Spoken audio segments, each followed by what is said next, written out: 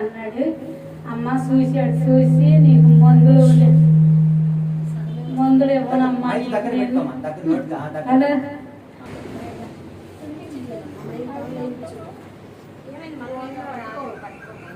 అలా వెళ్ళాను.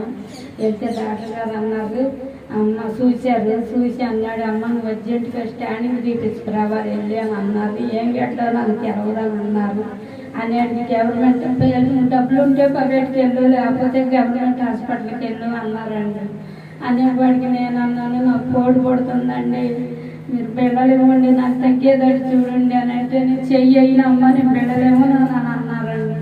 అనేవాడికి ఆ మాటకి సరేనని మా అబ్బాయికి చెప్పేటాడు సంతాన్ని. మా అబ్బాయి అన్నాడు, అమ్మ హాస్పిటల్కి వెళ్ళిపోమ్మను గవర్నమెంట్ హాస్పిటల్కి అని అన్నాడు. అనేది గవర్నమెంట్ హాస్పిటల్కి వెళ్తే కాబట్టి నా ఫోన్ నెంబర్ అడిగారు. ఫోన్ నెంబర్ అడిగితే మా అబ్బాయిది లేదండి, ఫోన్ పోయింది అన్న. ఏం చెయ్యాలి ఏంటి అన్నాను. ఎట్లాగే బాబు అక్కడ ఉన్నాడు. ఉండేపాటి బాబు ఒక అమ్మాయిని అడిగితే ఆ అమ్మాయిని నేను ఎవరు ఫోన్ నెంబర్ అని అంది. ఏం చెయ్యాలి, అక్కడి నుంచి మళ్ళీ రావాలి అని పక్కన బాబు అడిగితే బాబుని అడిగితే బాబు అన్నాడు, ఇచ్చాడు ఫోన్ నెంబర్. బాబు మళ్ళీ ఇంటికి రావాలంటారు, రేపు రమ్మంటున్నారు బాబు అని అంటే ఫోన్ నెంబర్ సరిస్తానమ్మ పెన్నం మీద కార్యక్రమం చేసుకోమంటే ఒక ఆమె అక్కడ కూర్చుంటే ఆమె దగ్గరికి వెళ్ళి పెన్నం పేపర్ తెచ్చుకొని రాసి ఇచ్చాడు. రాసి ఇచ్చినాక అక్కడికి వెళ్ళినాక పూజ చేసి ఇచ్చాడు. ఇచ్చినాక 6వ నెంబర్కి వెళ్ళమన్నారు. 6వ నెంబర్కి వెళ్తే ఆమె చూసింది. 4 చేత 5 చేత చూపించింది. చూపించిన తర్వాత అమ్మ ఏంటమ్మా ఏంటండి డాక్టర్ గారండి, చెయ్యట్టు గట్టిగా పట్టేసేసేసా చూస్తండి. చూడొద్దండి నాకు కోడి పడుతుందండి, మీరు చెయ్యొద్దండి అని అంటే, అమ్మ నీ బాధ కోసమే కమ్మా మేము, మా బాధ కాదుగా నీ బాధేనమ్మా అని అన్నారు. అనేది నేను అన్నాను, అండి మరి ఎట్లా చదువుతానంటే కాబట్టి సరే స్టాండింగ్ తీపిస్తారమ్మా వెళ్ళి అని రాసిచ్చారు. రాసిచ్చి వెళ్తే ఆమె ఏం చేసింది, అమ్మ ఇయ్యాలి కాదు రేపు రాను అంది. అన్నిటికీ నేను ఇయ్యలేదు, నాకు చూడాలి మీరు ఇప్పుడు చూడాల్సిందే అని పట్టు ఎక్కడే నుంచుంటే అందరూ వెళ్ళిపోయారు. నేనేమన్నా ఉండేటికి అని అంది. అమ్మ చెప్తుంటే ఎత్తుమాతమా నీకు అని అంది.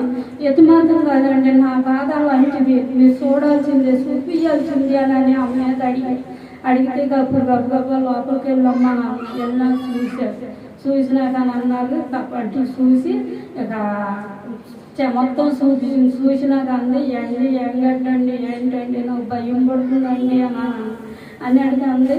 అమ్మ అది ఏం గడ్డో ఏమో మరి కానీ నాకు తెలుస్తలేదు, అది సీమ్ గడ్డ అయ్యి ఉంటుంది అమ్మ, నీకేం బాగలేదు, నువ్వు కంగారు పడ మాకు అమ్మ అని అన్నారు.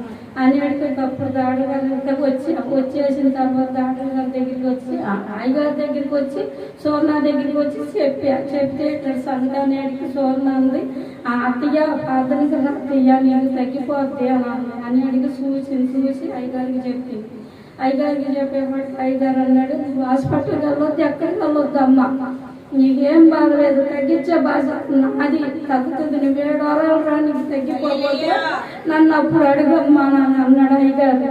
సరేలేనని 6వ వారంలో భూమి తెచ్చిచ్చి నేను అనుకున్నా నా పిల్లోడి చేత తెప్పించే పలానా ఇచ్చిన తర్వాత ఇక అప్పుడు సరేలని 7వ వారంలో తగ్గిపోద్దమ్మా అన్నాడు. కొంచెం ఒక్కరోజు కూతుంటే ఉంది, అది కాదు మీ అందరూ కలిసి నా గురించి పాలన చేసి అందరూ కలిసి నేను అట్లానే ఉంటా ప్రార్థనకి నాకు దేవుడు కలుగు చేయాలి, నా బిడ్డ బుద్ధి మారవాలి, నా భర్త బుద్ధి మారవాలి, నా బుద్ధి మారవాలి, నా పాపం అంతా తగ్గించేసేయాలి, నేను అందరితో మంచిదానిగా ఉండాలి, అందరితో చక్కగా ఉండాలి, నా పాపం చంపేసేయాలి. యేసయ్యా మమ్మల్ని అందరూ దీవియాలి.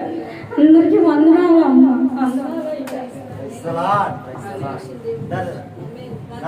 యేసు క్రీస్తు నామములో ఆజ్ఞాపిస్తున్నాను. నిజంగా నాయన ఎంత గొప్ప దేవుడు అయ్యా, మీరు చేసిన కార్యములు వర్ణాతీతము ప్రభువా. ఇంత మట్టుకు నిబిడిన ముచ్చినందుకు ఇస్తావు, ఇంత మట్టుకు నిబిడిన స్వస్థపరిచినందుకు ఇస్తావు, సంపూర్ణ ఆరోగ్యం చేత ఇప్పుడు అనేక మంది గొప్ప సాక్షిగా మీరు నిలబెట్టు పోతున్నందుకే వాళ్ళ యేసు నామములో అభిషేకించి ఆశీర్వదిస్తున్నాను తండ్రి. తప్పకుండా నీరసం తొలగిపోవను గాక, షుగర్ నార్మల్ కు వచ్చును గాక, సంపూర్ణమైన బలము ఎత్తి తన కుమార్తె ధరించుకున్నాను గాక. తన కుటుంబంలో జక్కయ్య కుటుంబానికి వచ్చిన రక్షణ వచ్చును గాక. తనలో ఉన్న కోపమంతా యేసయ్య తీసివేయను గాక. సమాధానమును, నెమ్మదిని, నూతనమైన స్వభావమును, సాత్వికమును, దీన మనసును, మెత్తటి మాంసపు గుండెను దేవుడు తన బిడ్డకి కుటుంబానికి కలగజేయును గాక. Praise the Lord, praise the Lord. హల్లెలూయా. కదా ఎంత ఉందంట? ఇంత. హల్లెలూయా. అంత కూడా లేకపోతే ప్రభు దగ్గరికి రాము. ఇది ఎవరు చేసిన కార్యము? అదేంటో మరి నాకు మరి ఎలా చెప్పేస్తానంటే అలా చెప్పేస్తా. నువ్వు రా, ఇంకా హాస్పిటల్కి పోని అవసరం లేదు, రికార్డ్ చేసుకో అని చెప్తా. ఏం చేసుకో? రికార్డ్ చేసుకో.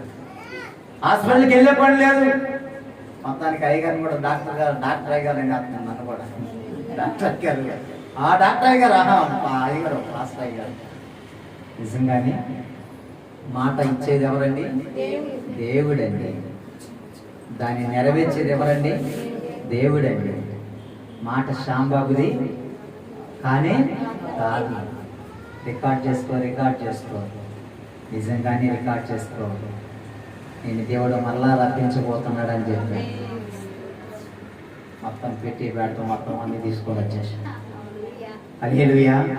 రికార్డ్ చేసుకో. హల్లెలూయా.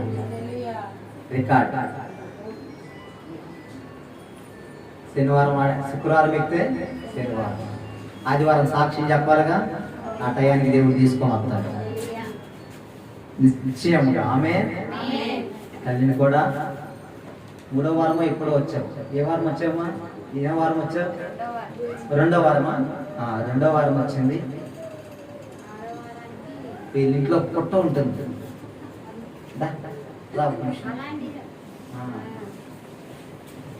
మీ ఇంట్లో ఏముంటుంది? ఏమంటది పట్ల?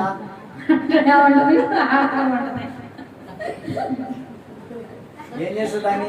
దాన్ని ఏం చేసేదాన్ని? పాలు వేసేదాన్ని, పూజ చేసేదాన్ని. బాబా ఆవారాలనే పుట్టాడు. ఎన్ని రోజులుగా చేసేదాన్ని? 2 రోజులు, 4-5 వారాలు చేసేదాన్ని. కాదు, ఎన్ని సంవత్సరాలుగా? ఎన్ని సంవత్సరాలు మేము ఆవారానే పుట్టాము. పుట్టిందే దాంట్లో పుట్టాం. ఇద్దరు మా అమ్మకి ఆడపిల్లలు.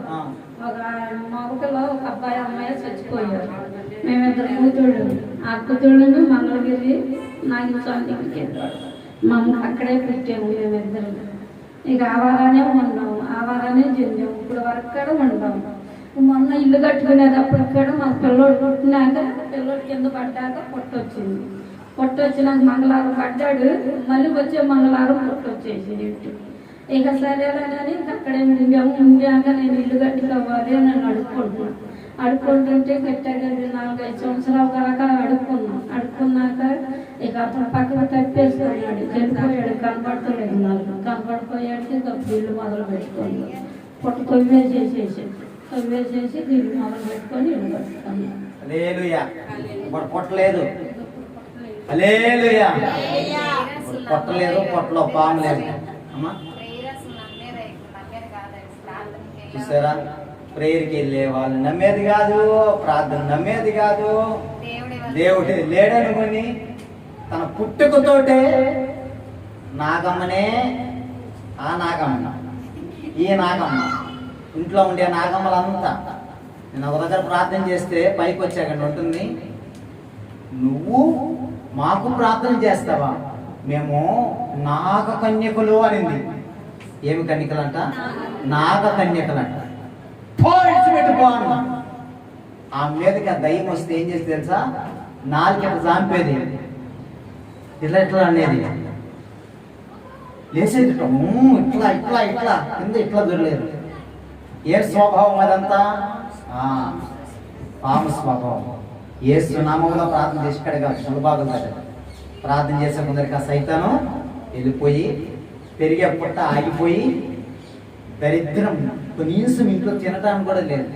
అలాంటి ఇంట్లో దేవుడు ఈరోజున మంచి వ్యవసాయం, మంచి బోర్లో నీళ్లు, వాళ్ళకి దేవుడు అన్ని సంపదలు ఇచ్చి కుటుంబం అంతా 12 మంది అందరూ ప్రభువుని నమ్ముకొని బాప్తిసం తీసుకున్నారు. ఈ రోజున చాలా సంతోషంగా ఉన్నారు. 7 వారాలకి చేరి ఎంతో ఆత్మలు స్వస్థతను పొందుకున్నారా? చాలా మంది విడుదల పొందుకున్నారు.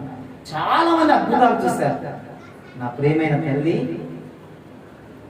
నాగమ్మని, ఈ నాగమణిని మణిగా అంటే దేవుడు అమూల్యమైన ముత్యముగా ఒక మరియలాగా దేవుడి సముఖములో నిత్యము ఆయన పాదాల దగ్గర కనిపెట్టుకుని ఉండునుగాక.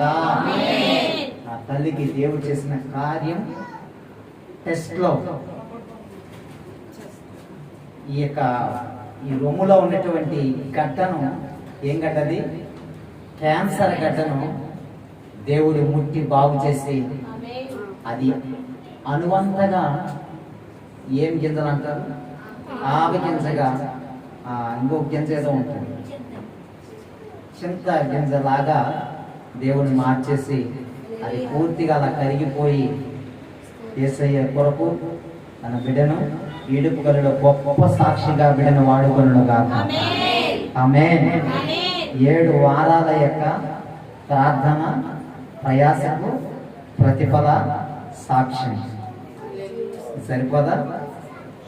మనం చేసిన ప్రయాస సాక్ష్యం. ఒక ఆత్మ భూమి మీద రక్షించబడితే పరలోకం అంతా సంతోషం అన్నమాట. హల్లెలూయా. కూర్చోమ్మా. అమ్మా ఎవరైనా చెప్తారా? ఈ ఆనందంలో అందరం ఉన్నాం. ఇన్ని సంతోషాలు, ఇన్ని ఆనందాలు, ఇంత ప్రయాస వెనకాల దేవుడు తన కుమార్తె సైని కనబడిని పరిశుద్ధాత్మ. ఏ ఆత్మ? కనబడిని పరిశుద్ధాత్మ. మనం కనిపిస్తాము, సైనమ్మ కనిపించదు. అదే ఒక్కటే తేడా. దేవుడు ఇంకా తన బిడ్డని రాబోయే రోజుల్లో ఈ పరిచర్యలో మనం తన బిడ్డ సాక్ష్యం చెబుతూ ప్రైజ్ అన్నమాట.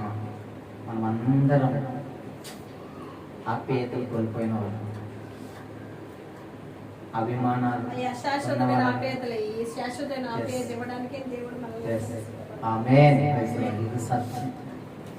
అవన్నీ అశాశ్వతమైన దేవుడు మనల్ని శాశ్వతమైన దేవుని ప్రేమలోనికి మనం దేవుడు తీసుకువచ్చి నడిపించాడు.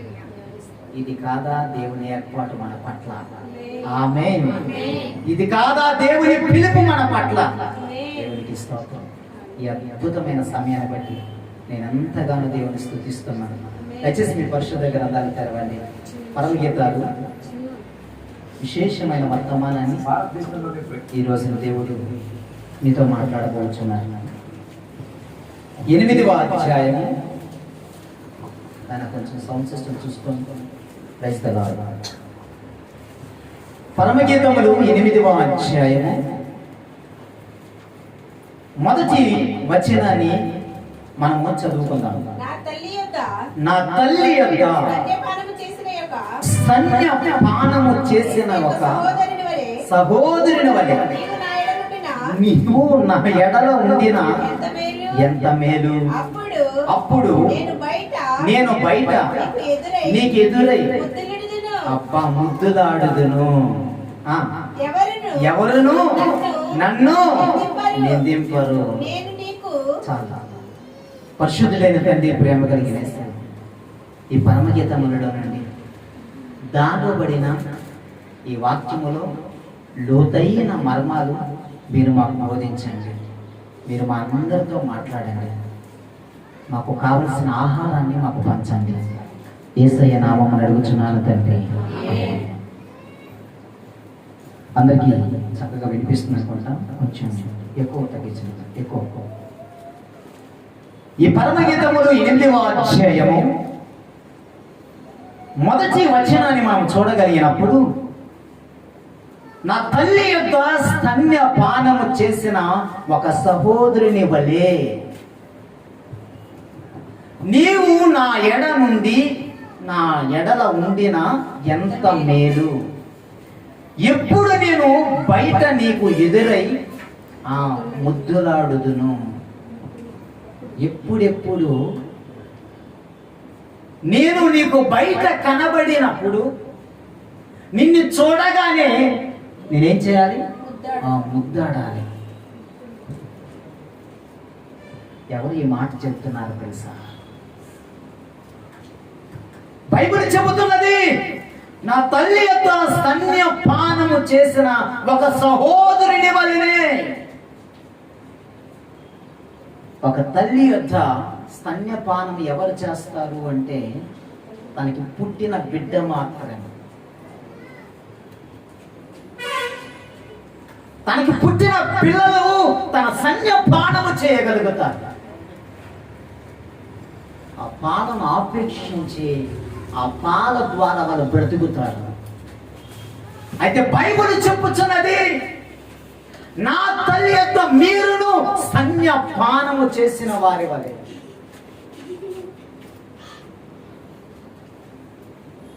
అలాగున మీరు నా యొక్క ఉంటే అది ఎంత మేలు. ఒకరోజు నేను రాబోతున్నాను. నేను వచ్చినప్పుడు ఆ స్తన్యపానం చేసినటువంటి మిమ్మల్ని నేను చూచినప్పుడు మిమ్మల్ని ఏం చేస్తాను? నేను ముద్దాడుదును. ఎవరు చెప్పుచున్నారు ఈ మాట? సొలొమోను చెప్పుచున్నాడు.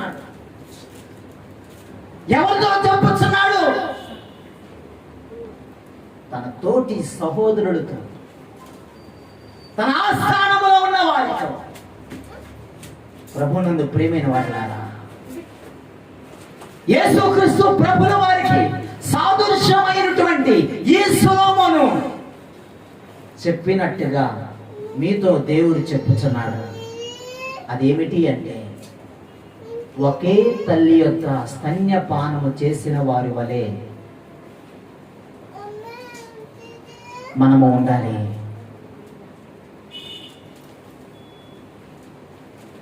ఒకే రక్తమును పంచుకుని పుట్టిన బిడ్డల మధ్య ఐక్యత, సమాధానం, ప్రేమ, రక్షణ. లోకములో పుట్టిన తల్లిదండ్రులకు పిల్లలుగా కాదు నేనన్నది. అపోస్తలుల కార్యములు 20వ అధ్యాయం 28వ వచనాన్ని మనం ధ్యానం చేసుకుందాం. దేవుడు తన స్వరక్తమిచ్చి ఆమేన్ సంఘాన్ని దేవుడు ఏమిచ్చుకున్నాడని వ్రాయబడి ఉన్నది? స్వరక్తము. చాలు చాలు ప్లీజ్.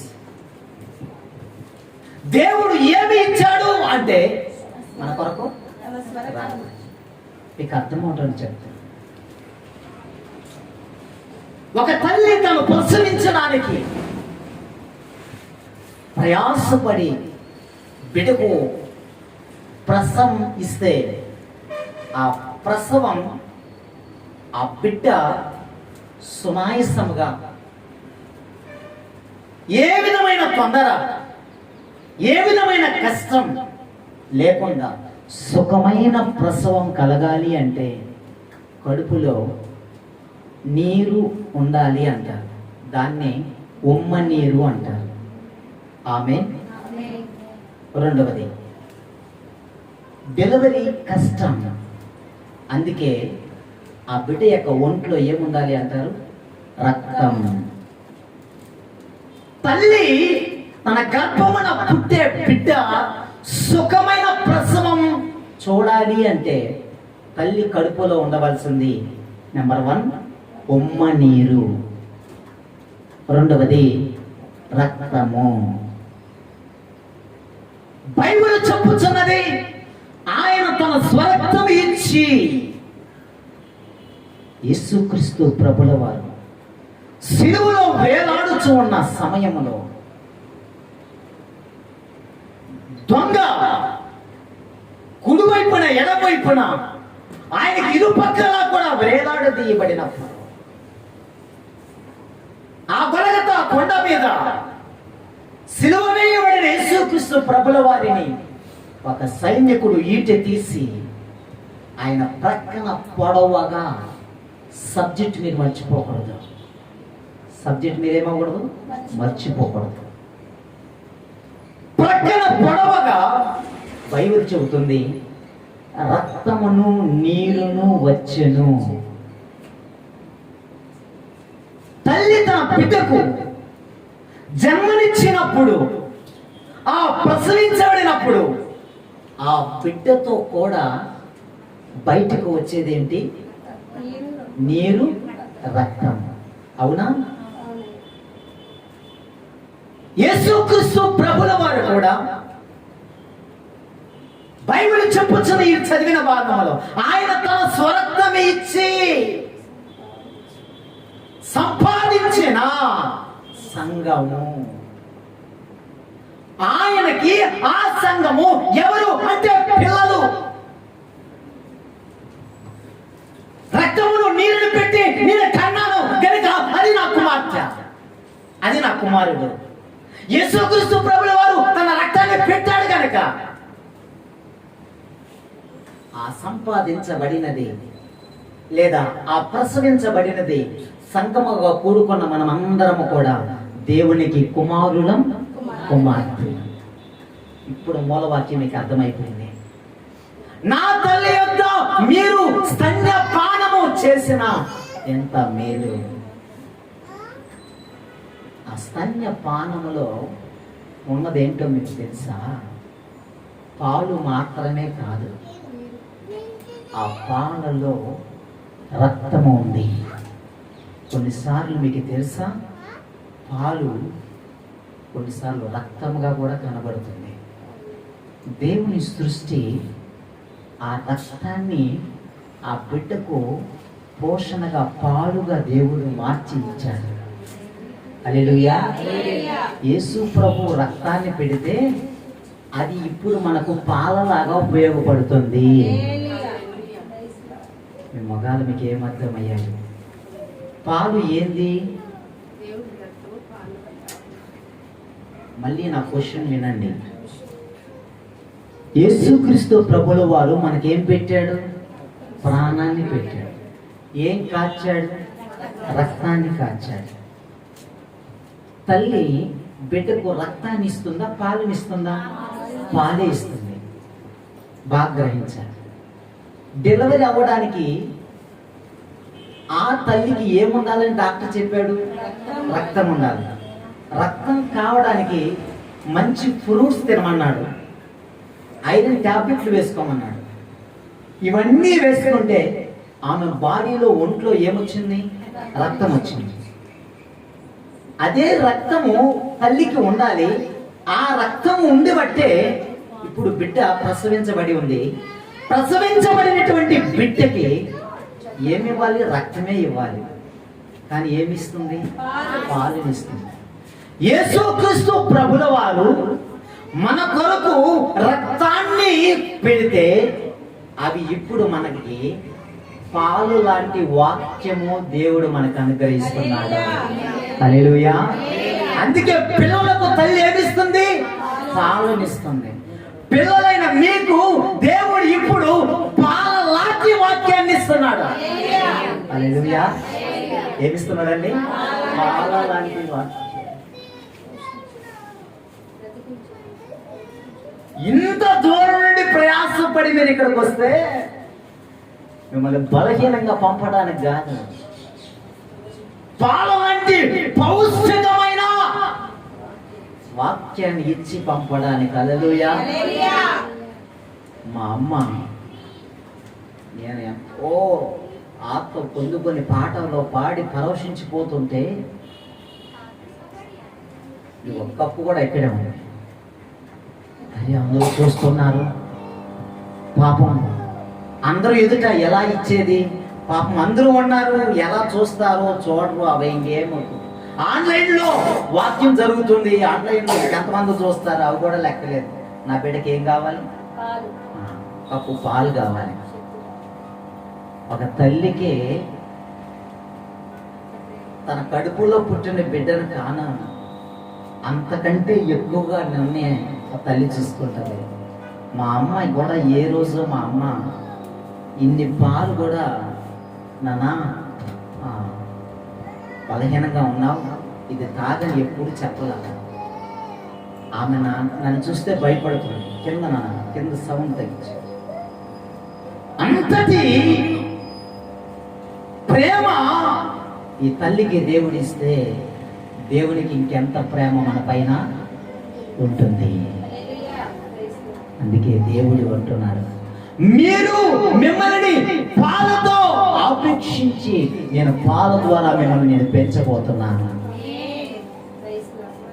పాల ద్వారా దేవుడు మనల్ని పెంచుతూ ఉన్నాడు. ప్రభునందు ప్రియమైన వారు, మనమందరము యేసుక్రీస్తు ప్రభుల వారు తన తల్లైనటువంటి మరియా సన్యపానమును చేసిన వ్యక్తి అయితే ఆయన యొక్క రక్తము పెట్టి కొనబడిన వారమైన మనకు వాక్యమనే పాలన ఇచ్చి మనల్ని దేవుడు బలపరుస్తూ ఉన్నాడు. మన జీవిత కాలం అంతే ఒకటే గుర్తుపెట్టుకోవాలి, మనము ఆయన రక్తము చేత కొనబడిన వారము, ఆయన రక్తము చేత సంపాదించబడిన వారము. ప్రియులారా, అందుకే బైబిల్ అంటారు, తల్లి తన గర్భములో పుట్టిన చంటి పిల్లను మరుచున వారైనా మరుచుదురు గాని నేను మాత్రం నిన్ను ఏం చేయను, మరిచిపోను. దేవుడు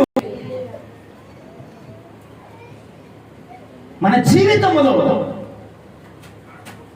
దేవుడిచ్చే పాలన మనం ఆపేక్షిస్తున్నాం. ఈ లోకం మనల్ని బలహీనం చేసిన ప్రతిసారి దేవుడే వాక్యం అనే పాల చేత మనల్ని బలపరుస్తాడు. నిజమా కాదా? దావీదు మాట్లాడతాడు, నీ వాక్యమే నన్ను బ్రతికించుచున్నది, నా బాధలు అదే నాకు నెమ్మదినిచ్చుచున్నది. దావీదు వాక్యము లేకుండా బ్రతకలేకపోయాడు. ఈరోజు రాత్రి నేను 2 గంటలకి ఇంటికి వచ్చాను. నేను ఇంటికి వచ్చానండి 2 గంటలకి ఇంటికి వస్తే నిద్ర వస్తుందా రాదా? కానీ 3 అయిపోతుంది, 3:30 అవుతుంది, కానీ నాకు నిద్ర రాల. ఎందుకు రాలేదు అని అంటే, కరెక్ట్గా 12:30 ట్రైన్ ఆపాడు. నేను క్యాబ్ బుక్ చేసుకొని ఇంటికి వచ్చేటప్పటికి 1:30 అయిపోయింది. నేను క్యాబ్లో వచ్చేటప్పుడు అనుకుంటున్నా, వస్తూ ఎక్కడైనా రోడ్లో మధ్యలో ఆపి ఏదైనా తీసుకుందామని. కానీ మెయిన్ రోడ్లో రాలేదు, అట్లా ఏలూరు రోడ్డు ఉంది కదా, అటు వచ్చాను. ఏలూరు రోడ్డు మీద వస్తే ఏమైనా ఉంటుందా? సరే నేను అనుకున్నాను, ఇంట్లోకి వెళితే ఇంటికి అలా వచ్చేస్తే మాట్లాడుకుంటా ఆయనతో. ఇంటికి వచ్చేస్తే నేను అనుకున్నాను, ఇంట్లో ఏదైనా కొంచెమైనా తినడానికి ఏదో ఒకటి ఉంటుంది అన్నమాట. ఇంటికి వచ్చి ఫ్రిడ్జ్ ఓపెన్ చేస్తే ఫ్రిడ్జ్లో నీళ్ళు తప్ప ఏమీ లేదు. నేను ట్రైన్లో వచ్చేటప్పుడు కోకోకోలా ఒకటి కొనుక్కున్నాను. సరే అది నేను అనుకున్నాను, ఫుల్గా తాగేస్తే ఆకలి ఉండదు కదా అనుకున్నాను. కానీ ఖాళీ కడుపుగా ఉంది, తాగేసిన తర్వాత వామిట్స్ వచ్చేటట్టు అయిపోయింది. అయ్యో అనుకున్నాను. సరే ఎలాగోలా ఉదయం అయిపోతుంది, అయిన తర్వాత టిఫిన్ చేద్దాంలే బయటకు వచ్చాను అనుకున్నాను. 2 అవుతుంది, 2:30 అవుతుంది, 3 అయిపోతుంది. నా ఓపిక లేదు, అన్నం వండుకొని తినాలనే ఓపిక కొంచెం కూడా లేదు. 3 గంటలు ఉంది, 3:30 అయిపోయింది. మీరు నమ్ముతారో నమ్మరు, ఇక ఆకలి భరించలేక వెళ్ళి రైస్ పెట్టారు. అప్పుడు 4 గంటలకి తిన్నా. అప్పుడు తినడానికి కారం ఉంచింది మా అమ్మ. కారం దేవునికి మహిమ కలుగునగాక. ఒక ఎగ్గు నేను దేవునికి మహిమ కలుగునగాక. ఎగ్ ఆమ్లెట్ చేశా, కారం పెట్టా, చక్కగా ఈ డ్రింక్ ఒకటి ఉంది కదా గుర్తొచ్చింది. మనకి డ్రింక్ లేకుండా ఇప్పుడు తినేదనుకో. దేవుడు ఇన్ని నా ముందు ఇచ్చి తిని ఆ డ్రింక్ తాగి అలా పడుకుంటే అప్పుడు హాయిగా నిద్రపడింది. చాలా బాధపడ్డాను. ప్రభువా, ఎందుకు ఒకరు కూడా తోడు లేకుండా ఈ అనాది బ్రతుకు, ఈ ఒంటరి బ్రతుకు, కొంచెం ఏదో చెవిలో ఇంకో కొన్ని రెండు మాటలు పడ్డాయి. ఒంటరిగా ఉండే జీవితంలో ఏ మగవాడైనా ఆడదానైనా కొంచెం శ్రమ తెలిసింది, అవమానం, ఏదో ఒక నిందల మోపుతారు. ఊరుకుంటే కూడా ఏం చేస్తారు, రాళ్ళేస్తారు. అలాంటి పరిస్థితి. ఆ మాటలు విని వస్తూ చాలా బాధపడుతూ కారులో వస్తూ ఉంది. దేవుడు మన సేవకుని బాధ చూశాడు, మనసు కష్టాన్ని చూశాడు. నువ్వు అనాదివి కాదని, నువ్వు ఒంటరి వాడివి కాదని ఈరోజు ఇంతమంది కొత్త కొత్త ఆత్మలు దేవుడు తీసుకొని వచ్చాడు. హల్లెలూయా. ఏం చేశాడండి? కొత్త ఆత్మలన్నీ దేవుడు తీసుకొని వచ్చాడు. ఆ బ్రదర్ వాళ్ళ ఫ్యామిలీతో పాటు పిల్లలతో కూడా ఈడుపుల నుండి వచ్చేసారు. రమేమ్మ, ఇది ఎంత దేవుడు చూసానా? మన సంఘంలో చూసిన వాళ్ళే చూస్తూ ఉండాలి ఫేస్. దేవుడు మన సంఘంలో రోజు రోజుకి కొత్త వాళ్ళని చూస్తున్నాం. ఆమె మన నాగమణి ఈరోజు ఇంకా కొత్తగా చూస్తున్నాం. హల్లెలూయా. నువ్వు ఎప్పుడు బాధపడతావో అప్పుడు నా దేవుడు నీ ముందు గొప్ప కార్యం నేను చేయబోతున్నాను అంటాడు. అనాది కాదు, చూడు నీ చుట్టూ ఎంతమంది ఉన్నారని చెప్తాడు. హల్లెలూయా. మన సంఘాలు లేక ఎక్కడ లేవా? ఈడు గల్లుడు వచ్చేటప్పుడు ఎక్కడ లేవా చర్చలు? అక్కడెక్కడ లేవా చర్చలు? విజయవాడ నుండి రావాలంటే అక్కడ లేవా? సేవకులు లేరా? దేవుడు చూడండి, నాకు మిమ్మల్ని, మీకు నన్ను, ఇలా మనందరి వరకు దేవుడు ఒక సంఘాన్ని దేవుడి స్థలంలో ఏర్పరిచి ఒకరి బాధను ఒకరు తెలుసుకోవడానికి, ఒకరి కష్టాన్ని ఒకరు తెలుసుకోవటానికి, ఒకరినొకరు ధైర్యపరచుకోవటానికి. హల్లెలూయా. వాళ్ళ మధ్యకి వెళ్తే మనకు విలువ ఉండదేమో, వాళ్ళ మధ్యకి వెళ్తే మనం విచారించే వాళ్ళు ఉండరేమో. ఇక్కడ పేరున విచారించుకునే భాగ్యం దేవుడు ఇచ్చాడు. హల్లెలూయా. నా పరిస్థితి మీకు తెలిసి, మీ ప్రతి పరిస్థితి నేను ఎరిగి, ఇలాంటి ఒక సహవాసాన్ని దేవుడు మనకు అనుగ్రహించినందుకే దేవుడికి మహిమ కలుగునగాక. ఇది ఎవరు పెట్టిన బంధం? మన కొరకు ఎవరు రక్తాన్ని చిందించారు? ఒక తల్లి యొక్క స్తన్యపానమును ఒకవైపు ఆయన తాగితే మరోవైపు మనమని దేవుడు పెట్టాడు. చెప్పండి హల్లెలూయా. అందుకే అంటాడు, ఇదిగో నేను మరలా వస్తాను, వచ్చినప్పుడు మీరు నాకంతా సహోదరులుగా ఉంటే ఎంత మేలు. అప్పుడు నేను వచ్చినప్పుడు మీరు సహోదరులుగా నాకు కనబడినప్పుడు మిమ్మల్ని నేనేం చేస్తాను? ముద్దులాడుతాను. హల్లెలూయా. అబ్బా, ఎంత మర్మం ఉందండి. మనం ఆయన వచ్చేంత వరకు ఎలా ఉండాలి అంటే సహోదరులుగా ఉండాలంట, సహోదరులుగా ఉండాలి. ఒకే కుటుంబములో ఉన్న బిడ్డలంగా వచ్చినా, ఎన్ని మాటలు వచ్చినా తండ్రి నుండి తన బిడ్డలు విడిపోవటానికి ఆమేన్. పిల్లలు ఎన్ని తల్లిదండ్రులకు ఇబ్బందులు కలిగించినా కూడా తండ్రి నుండి పిల్లలు విడిపోవటానికి వీలు, పిల్లల నుండి తల్లిదండ్రులు విడిపోవటానికి వీలు. మరలా ఏమవ్వాలి? ఒకరినొకరు సమాధానపరచుకోవాలి, ఒకరినొకరు ఐక్యత కలిగి ఉండాలి. ఈ మాట వింటున్న నా బిడ్డలారా, మనమందరం యేసయ్య పిల్లలం. ఆయన ఏ సన్యపానం అయితే పరలోకము నుండి ఆయన ఆ సన్యపానములు అనబడిన ఆ వాక్యం అనే పాలన ఆపేక్షించాడు. మనమందరము కూడా ఈ రోజున వాక్యం అనే ఈ పాలన ఆపేక్షిస్తున్నా. ఇశ్రాయేలు ప్రజలు 40 సంవత్సరాలు. నీకు మర్మం ఒకటి చెప్తాను వినండి. పుట్టిన బిడ్డ పోషించబడుతుందా? Yes are no? రోజు ఆ బిడ్డ జాబ్ చేస్తుందా? రోజు జాబ్ చేసి పగలంతా ఆఫీస్ వర్క్ చేసి ఆశా వర్కర్లుగా, మెడిసిన్లుగా, లేకపోతే ఇంజనీర్లుగా, లేకపోతే ఇంకొక పని చేసి సంపాదించి తాగుతుందా? లేదు. ఎలా తాగుతుంది? ఉచితంగా. మీకు అర్థమైంది అనుకుంటా. ఇప్పుడు ఇశ్రాయేలు ప్రజలు 40 సంవత్సరాలు ఆమేన్. 40 సంవత్సరాలు వారు ఉచితముగా దేవుడు వారికి పాలనిచ్చాడు. ఆయన రాస్తాడు కదా, నేను మిమ్మల్ని ఎక్కడికి ప్రవేశింపజేయబోతున్నానంటే పాలు తేనెలు ప్రవహించే దేశానికి. హల్లెలూయా. ఇక్కడ పాలు అనబడిన వాక్యాన్ని ఇస్తున్నాడు. మళ్ళీ మనం ఇంకెన్నటికీ దప్పుకొనని ఆ పాలు తేనెలు ప్రవహించే దేశానికే దేవుడు తీసుకుని వెళ్ళబోతున్నాడు. అదేంటది? పరలోకము. మనకి పాలు తక్కువే,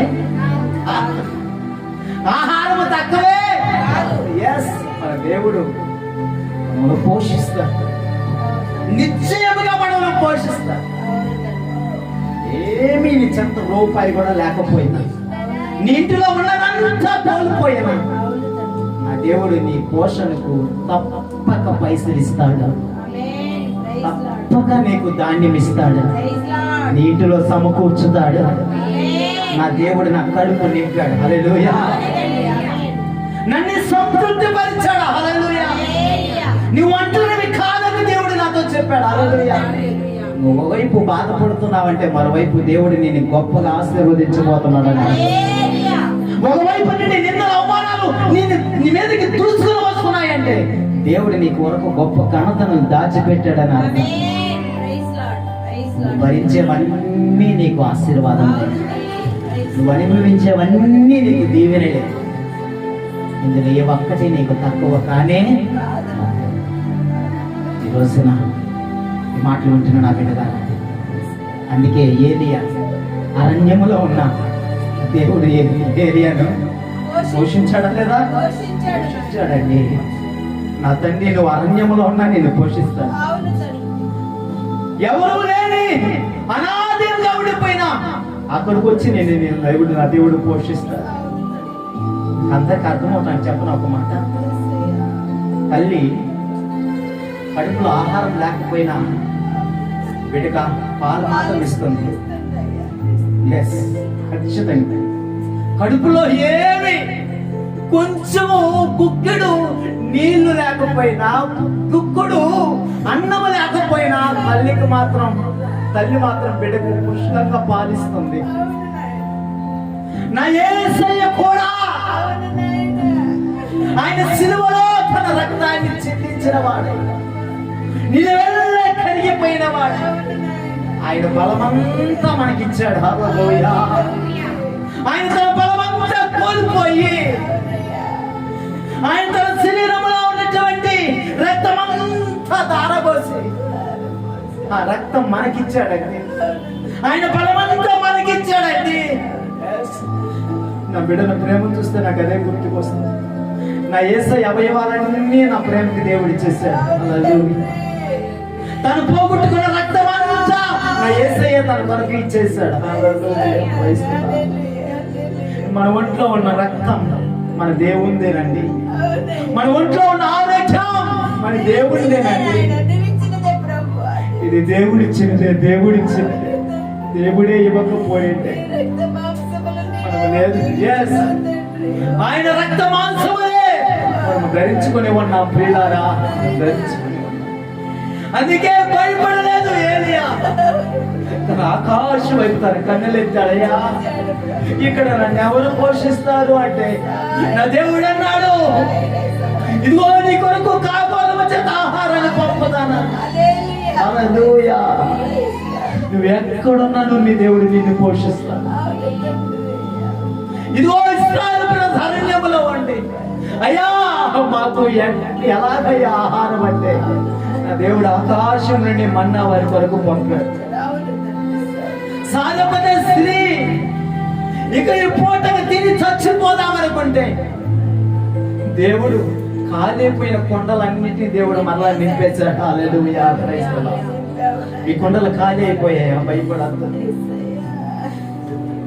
మీ కొండలు ఖాళీ అవుతుంటే మీ మనసులో కలవరం వస్తూ ఉంటుంది. అయ్యో బియ్యమంతా అయిపోతున్నాయి, అయ్యో ఆయిల్ అంతా అయిపోతుంది, ఒంటికి రాసుకోవడానికి సోపు లేదు, తలకి రాసుకోవడానికి నూనె అయిపోతుంది. ఇలా ఆలోచిస్తున్నారా? నీకంటే ముందు నా యేసయ్య ఆలోచిస్తాడు.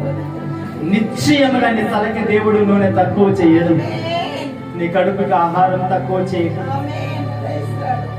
ఆయనే రోజు తన వాక్యం అనే పాలను మనకి పానముగా దయచేస్తున్నాడు. మనమందరము ఆయన ఒడిలో ఉన్న బిడ్డలము. తల్లి ఒడిలో ఉన్న బిడ్డ పాలకు ఆపేక్షించినట్లుగా, ఎదురు చూచినట్లుగా మనం ఆయన కొరకు ఎదురు చూచిన వారమైతే ఆ సైన్య పానములు ఆ బిడ్డ చేసినట్లుగా మన యేసయ్య ఒడిలో పౌష్టికమైన ఈ పాలనబడిన వాక్యాన్ని మనం ఆపేక్షించగలుగుతాం. బలము పొందుతా, శక్తి పొందుతా. ఆ శరీరం ఎంత బలహీనంగా ఉండేది, దేవుడు తన నూతనమైన బలాన్ని నా శరీరానికి దయచేస్తాడు. మన మనస్సు, మన ఆలోచనలు, మన హృదయం ఎంత కలవరపడుతుందో దేవుని వాక్యం చేత అంత వృద్ధి పొందుతా, అంత ధైర్యపరచబడతా, అంత ఓదార్పు పొందుతా. లోకములో ఎవ్వరికి దొరకని ఈ నిరీక్షణ దేవుడు మనకే ఇచ్చాడు. హల్లెలూయా. ప్రియులారా, దేవుడు మీతో ఉన్నాడు, మిమ్మల్ని పోషిస్తాడు. నీ కడుపు చూస్తున్నాడు నా దేవుడు, నీ ఆకలి చూస్తున్నాడు నా దేవుడు. నీ ఇంట్లో ఏమైపోయాయో నా దేవుడికి తెలుసు, ఖచ్చితంగా నా దేవుడికి తెలుసు. నిశ్చయముగా దేవుడు మన మరణే విని మనము చూస్తున్నా నా దేవుడు, మన ఆకలి చూస్తున్న దేవుడు, మన దప్పికలు చూస్తున్న దేవుడు నిశ్చయముగా మన దాహాన్ని తీర్చి, ఆకలి తీర్చి మనల్ని ఆదరిస్తాడు. ఈ మాటలు దేవుడు దీవించిన కాక ప్రార్థన చేసుకుంటాం. పరిశుద్ధ ఈ వాక్యాన్ని కన్నీళ్లతో చెప్పానయ్యా. ఈ ప్రార్థన కన్నీటితో నాయన నీ బాధలు తెలుపుతున్నాను తల్లి. నా బిడ్డలకి ఏది తక్కువ కాకుండా చూడండి, నా బిడ్డలకి ఏది కొదువు కాకుండా చూడండి. నా బిడ్డలందరూ నాయన ఆత్మీయ స్థితిలో బలహీనం కాకూడదు, శరీర పరంగా కూడా బలహీనం కాకూడదు. ఆత్మీయ ఆహారాన్ని నా బిడ్డలకు ఇస్తున్నందుకే స్తోత్రం. ఈ ఆత్మీయ ఆహారాన్ని నీ బిడ్డలకు సమృద్ధిగా ఇస్తున్నందుకే స్తోత్రం. నా బిడ్డలు దుఃఖంలో ఉన్నప్పుడు, నా బిడ్డల వేదనతో ఉన్నప్పుడు హల్లెలూయా, యేసయ్యా స్తోత్రం. ఓ హల్లెలూయా, praise the lord.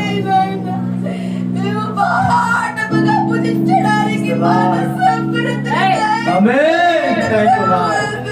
Jesus, thank you Jesus.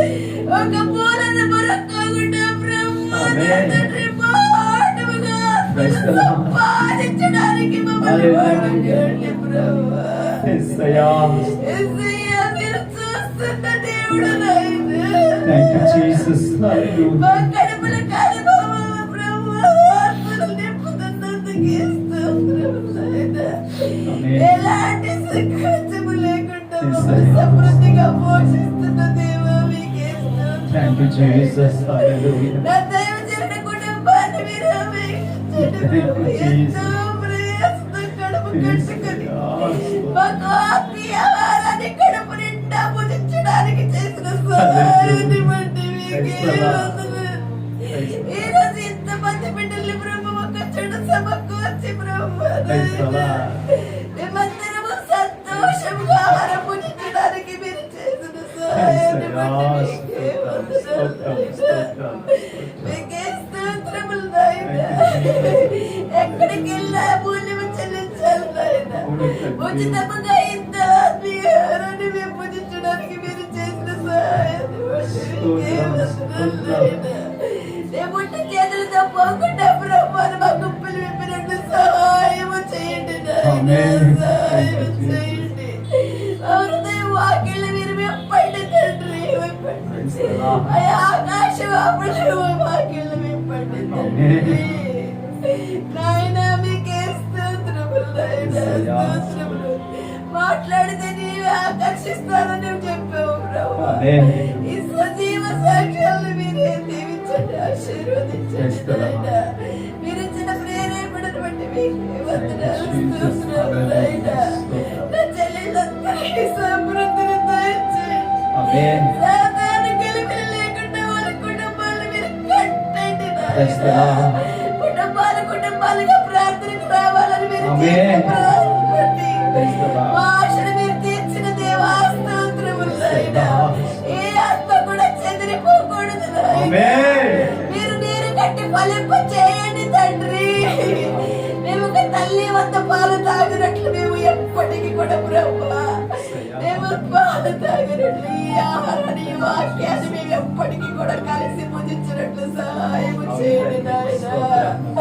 నాయనా మీరు సహాయం చేయండి తండ్రి. అయ్యా మీరు వచ్చినప్పుడు మేమందరం ఒక సంఘముగా ఒక బిడ్డలు వలె ప్రభా నీకు ఎదురినట్లు సహాయం చేయండి తండ్రి. నువ్వు ముందాడే బిడ్డలుగా మమ్మల్ని ఉంచండి నాయనా. మీరు ఉంచండి ప్రభువా. మీరు చెప్పిన సాక్ష్యాలను బట్టి మీకే వందనాలు నాయనా. ఎన్నో లక్షల కోట్లు హాస్పిటల్ కుమ్మరిస్తున్నావు తండ్రి. కానీ ప్రభువా నా తండ్రి నాయనా మీరు బట్టి మాయించేసి ఎన్నో వ్యాధులను ప్రభువా రోగాలను ప్రభువా మీరు బాగు చేసే దేవుడవు నాయనా. యేసయ్యా మరపెట్టే బిడ్డగా నా తండ్రి నా ఆత్మీయ తండ్రిని ఇచ్చారు ప్రభువా. అంతటి అభిషేకము కలిగిన నా తండ్రిని మీరు దీవించండి ప్రభువా. సమృద్ధిని దయచేయండి నాయనా.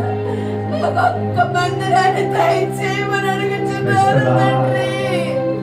నాకు ఒక విశాలమైన మందిరం ప్రభువా దయచేయండి. మీ కార్యము చూడాలి నాయనా, చూడాలి ప్రభువా. మాకు ఒక స్థలం ఏర్పాటు చేసావు. చిత్తమైతే మందిరం ఏర్పాటు మాకు కావాలి నాయన. మేము అడిగినది కాదనలేదు ప్రభువా. ఇప్పటి వరకు ప్రభువా దేవచరుడు పొరలిడుతున్నాడు నాయన. మాకు ఒక సంఘాన్ని మాకు దయచేశారు. మాకు ఒక మందిరాన్ని కూడా దయచేయండి నాయనా. నా కుటుంబాలన్నీ మీరు కట్టండి ప్రభువా. కట్టండి నాయన. యేసయ్యా మీకే వందనాలు. మీరు మాట ఇంక తప్పిపోయే దేవుడు కాదు నాయన. మీరు ప్రభువా స్తోత్రములు నాయనా. అయ్యా మనుషులమైతే అప్పుడే చెప్పినప్పుడే ప్రభు ఎదుటికి తప్పిపోయేవారు. నీవు అలా కాదు ప్రభు. అవి వాగ్దానాలు మేము నెరవేర్చుకున్నట్లు సహాయం చేయండి. మమ్మల్ని నడిపించండి ప్రభు. దేవచరుడు కుటుంబాన్ని మీరు ఆశీర్వదించండి. కుప్పల ప్రభ మందిరాన్ని ఎన్నో ఆత్మలు కట్టబడి ప్రభు మీరు ఇచ్చిన మందిరాన్ని బట్టి మీకే వందనాలు, స్తోత్రాలు ప్రభు. ఈరోజు చెప్పిన వాక్యాన్ని మీరు ఫలింప చేయండి. మీరు కట్టి ఫలింప చేయండి. వృక్షములుగా ప్రభు నా తండ్రి నాయన. ఎంతో మరి చెట్ల వల్ల ప్రభు నా తండ్రి నాయన. తండోపతండాలుగా ఆత్మలను మీరు దండింప చేయండి ప్రభు. స్తోత్రాలు. నాకు ఒక మందిరాన్ని దయచేయండి. నా తండ్రి నా చెల్లెలందరూ నా కుటుంబాలందరినీ కూడా ఎలాంటి కలిపి కూడా లేకుండా మీరు ఆశీర్వదించండి. మీరు చేసిన మేలులు మేము ప్రభు ఎంతో దగ్గరగా చూసాము నాయన. సాక్షులుగా మీరు నిలబెట్టమని అడుగుచున్నాను తండ్రి. తప్పిదములన్నీ మన్నించి ప్రభు నన్ను నిలబెట్టుకున్న దేవా, నన్ను బ్రతికించిన దేవా, రోగ సేవల నుంచి నన్ను నిలబెట్టిన దేవా, నా బిడ్డని నన్ను ప్రభు పూర్తిగా మీరు వాడుకోమని అడుగుచున్నాను నాయన. అయ్యా మీరు ఇచ్చినప్పుడు ప్రభు మీరు రక్త మాంసంతో బ్రతికించిన బిడ్డలము నాయన. మీరు సంపూర్తిగా మీరు వాడుకోండి ప్రభు. దైవచర్యలు ప్రభు నా తండ్రి మా తండ్రి వల్ల మేము భావించి ప్రభు నా తండ్రి నాయన. ఆయన బిడ్డలుగా మేము వెలుగునట్లు సహాయము చేయండి నాయన. సహాయము చేయండి తండ్రి ప్రభు. ఈ చిన్న ప్రార్థన మీ పాదాల చెంతకు చేర్చుకోమని అడుగుచున్నాను తండ్రి. ఆమేన్. ఆమేన్. ఆమేన్. దేవుడి ప్రార్థనని దీవించిన గాక. మన కాస్త దగ్గరగా చేయను కాక. విశాలమైన మందిరాన్ని దేవుడు ఈ విజయవాడ పట్టణంలో దేవుడు మనకు దయచేయను కాక. ఆశ కలిగిన మన ప్రాణాలు దేవుడు తృప్తిపరిచిన కాక. మనం చూసే దేవుడు, ఏ మరణ వినే దేవుడు, ఆలకించే దేవుడు నిశ్చయముగా మన ముందు ప్రత్యక్షపరచిన కాక. హల్లెలూయా. దేవుడు నా బిడ్డ ప్రార్థన చేస్తుంటే దేవుడు నాకు చూపించాడు. కన్ను చూపు మేరంత మందిరాన్ని దేవుడు మనకి ఇచ్చాడు. కన్ను చూపు మేరంత మందిరాన్ని అనేక ఆత్మలు గుంపులుగా కూర్చుని దేవుని ఆరాధిస్తున్నాడు. మందిరాన్ని దేవుడు నాకు చూపించాడు. దేవుడికి స్తోత్రం. నిశ్చయంగా దేవుడు అలాగును చేయడుగా, మన కళ్ళ ముందు ప్రత్యక్షపరచునుగా. కూర్చుందాం. చిన్న పల్లవి.